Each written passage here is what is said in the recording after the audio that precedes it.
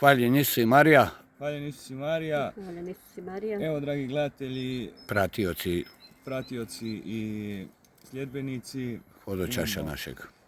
ugostila nas je tu jedna mlada dama mojih godina koja će nam ukratko ispričati kako je svoje sjećanje na Domovinski rat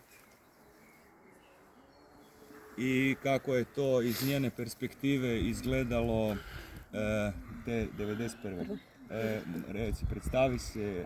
Antonija Kurs, imala sam 7 godina, 91. i većine toga se, mislim, ja rat nisam doživljavala tad baš nešto pretjerano ozbiljno, dijete, meni je to bilo, mi smo spavali 3 mjeseca u šumi, ali meni je to bilo više ko igra, A sam bijeg i pad Svetog Roka, to je bilo 24. na 25.9. Mi smo ispred kuće, znači krenuli pješke preko Velebita, išli smo 2 dana do Starigrada. Paklenica, da. Da, do Starigrad Paklenice i gore su nas specijalci ovi naši pomagali, nosili starce. Onako najupečatljivije je bila jedan stari čovjek, učitelj je bio Rosandić, njega su na mazgi nosili specijalci, cijeli Velebit. I on je cijeli Velebit premeko jer on je bio bolestan. Jel se čulo već tad granatiranje i to? Da. Mi smo gledali sa Velebita kuću kako gori. Ozbiljno? Da.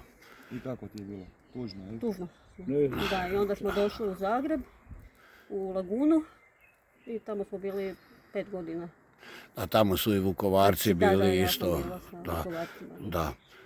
Eto, dragi pratitelji našeg hodočaša, jedno svjedočanstvo jedne mlade osobe koja je u to doba bila dijete, zbjeg preko Velebita nije mal pothvat, to malo ko može i ovako učiniti, ali eto, taka su vremena bila da je spas trebalo tražiti. Eto, Bogu dragom hvala da je uspjela i dan danas evo ugostili su nas ona i gospodin Mihovil, ugostili su nas kratko da se okrijepimo i nastavimo dalje prema Gračasu. Eto, Božji blagoslov.